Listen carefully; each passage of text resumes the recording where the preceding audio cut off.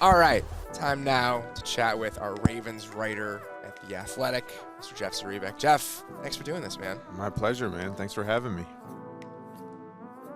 When did you think that the Ravens would be worth including on a list like this of the teams with the most interesting off seasons? When in your mind did it become a question of whether or not Lamar Jackson would be the Ravens starting quarterback in 2023?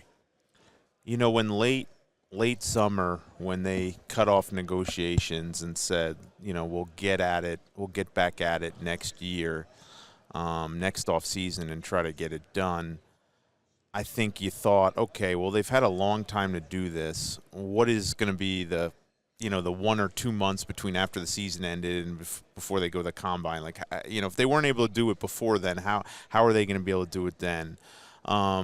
But even then, I think there was an attitude is, look, they'll figure it out. They're a good organization. They pay their own players. Lamar fits them perfectly. They've not, all things, they built their offense around Lamar and all that stuff, so they'll figure it out. But then with how the season was going, there just wasn't good vibes around Jackson and the Ravens this year. You kind of felt it late in the year. It's kind of the same pattern 2 years in a row. Look, he was one of the MVP front runners through maybe the first third of the season. Then he hit kind of a stretch where they got in a little bit of a slump. He didn't play well. The people around him didn't play well. Then he got injured, and it's just like the same thing. And the frustration in the building was palpable for the situation towards the end of this, the end of the season. And I first, when you're in that and you're seeing what's going on, you're seeing the vibe in the building, I was like, you know what? I don't think this is a sure thing he's their quarterback next year. I still think if I'm a betting man, I'd say he was, but I think right now all things are being considered. I think they'll be here. I think they'll be listening at least to how teams value him, what they may be able to get in trade. I think that decision's to be determined at this point. Do you think they were frustrated that he wasn't playing?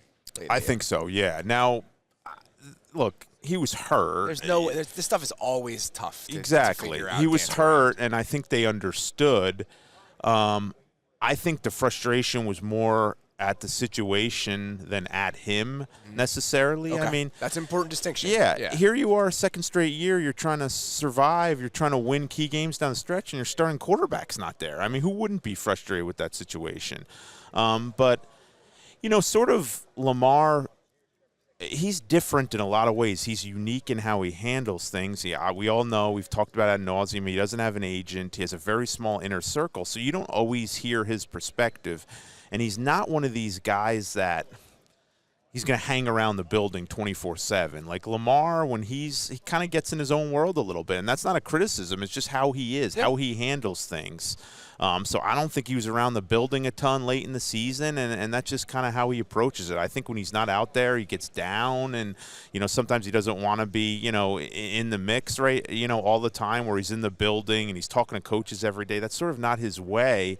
But yeah, I think there's certainly a frustration. I mean, look, they thought it would be a 2-3 week injury and he'd be good to go. He may not be 100% the rest of the way, but he'd be good enough to, help them and their best option on the field, but it just never healed as quickly as they hoped. And, that's the way they got to the point where he missed the rest of the season. But certainly there was frustration with it. But I don't think there was anger at him, frustration at him. It was more, geez, here we go again. We're trying to stay afloat here and win big football games with our starting quarterback.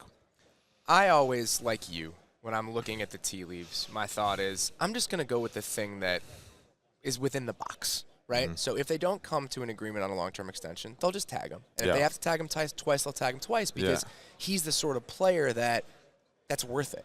Like, if you look at the guarantees and the timeline and everything else, like, okay, they'll keep him on the roster because they know he's their best chance to win. That was always what I defaulted to. Yeah. At the very least, that will be the solution.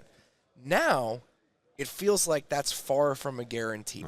So what do you think has to happen for him to be the starting quarterback for the Ravens next season? I think if there's going to be a contract extension, there has to be compromise.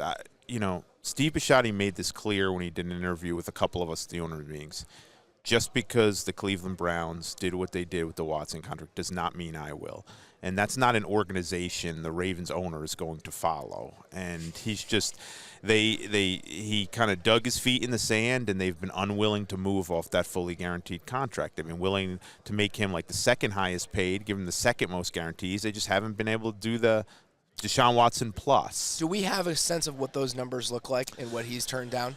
A little bit, but I think a lot of it they haven't said. I think, DaCosta came right out and accused the NFLPA of leaking it, which is an interesting kind of approach. That's when you know things are going well, by the way. Yeah. Things are really great when that's happening. But all and I know the guaranteed money's in the thing, and there's a difference between fully guaranteed and then total guaranteed and all that, but that it sounds like they're willing to go the APY in the $50 million range, which would have made him like the second highest paid, and then guaranteed, the 133 at front at signing, and then the total guarantees would have been more, and that would have placed him number 2 in guarantees too. And Stephen A. Smith all of a sudden saying no, he wanted he never asked for a fully guaranteed deal. Well, that's news to a lot of people in Baltimore, I could tell you that. So, so for that to happen, there has to be some compromise. The Ravens are probably going to have to come up. He's going to have to get off that. And then the other thing is going to have to happen if he's going to play the season under franchise tag.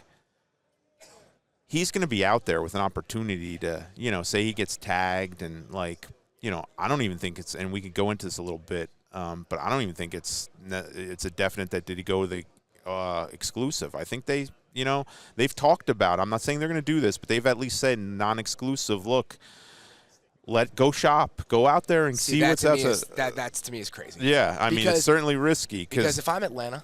Or if I'm one of these other and I don't know if Atlanta likes Lamar. Yeah. It's always these are all hypotheticals. Yeah. But if I'm one of these teams that doesn't have an off-ramp at quarterback, 2 first-round picks is nothing to go get Lamar Jackson. Yeah. Because if you're a team that kicks the can down the road on quarterback, if you're the Raiders, if you're the Falcons, if you're the Panthers, you're likely going to have to trade a future first-round pick to move up in next year's draft to get your guy anyway, and you don't know if that guy's any good. I know, yeah, absolutely. So I think there's going to be there's going to come a time where he's going to get an opportunity to see what else is out there, what teams are willing to pay him. Obviously, with him not having an agent, he's going to be the one hearing this stuff directly, which is another element to like how long could this take? You know what I mean? Lamar's version what is even the mechanics of that? Yeah, Lamar's version of negotiating is not, look, we're going to sit there, hammer it out. He'll sit there and he'll talk to you, and then he'll go back to his people, and then he'll get back to that, and he's not somebody that's available 24/7 by phone either. He marches to the beat of his own drum. He's a hard guy to reach at times. So there's so many complications of it that make it's just a fascinating story. It really is. But, he's going to have to compromise if he's going to be there in an extension. They're probably going to have to go up a little in guarantees. It sounded like they were willing to guarantee about 80% of the deal. He wants more than that, obviously. We'll see how high they'll go there. Is that just a principle thing at that point then? Like, why not just do a full 100? Yeah, I mean, I guess you're looking at it as, do you want to guarantee a 5th year on the deal given his, I understand the hesitation. It just, at a certain point, it feels like if you're willing to do 80% of it, is it really going to torpedo you to do the final year of the deal? I don't know. That's wonder why I'm not a GM of an NFL team. I also wonder on both sides. Look, DeMaurice Smith came right out and said it on that Pivot Ryan Clark's podcast that we view him as the second guy to get that fully guaranteed deal. Lamar is using the NFLPA as a guide to help him. There's no doubt they're involved in this.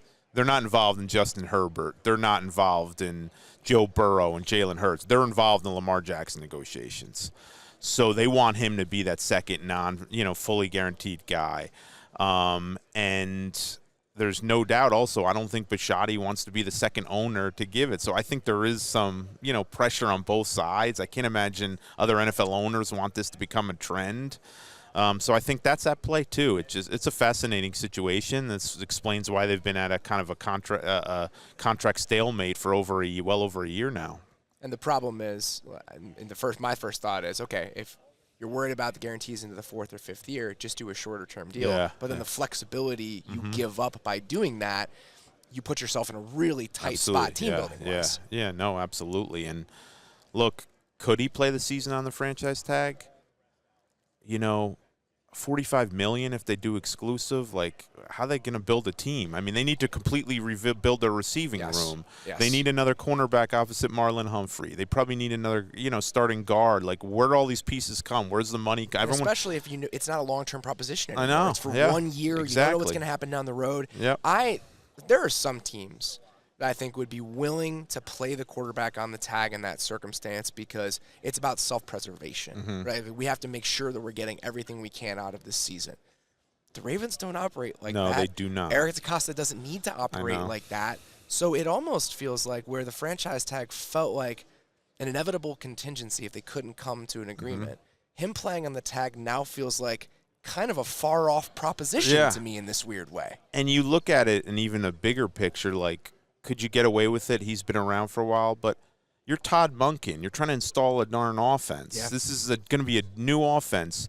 How the heck are you going to teach a new offense when your starting quarterback is not on the field and may not be there until September or wherever, Like, I mean, you never know what Lamar's going to do. He could show up for the first day OTAs. You just don't know. He's just a different cat.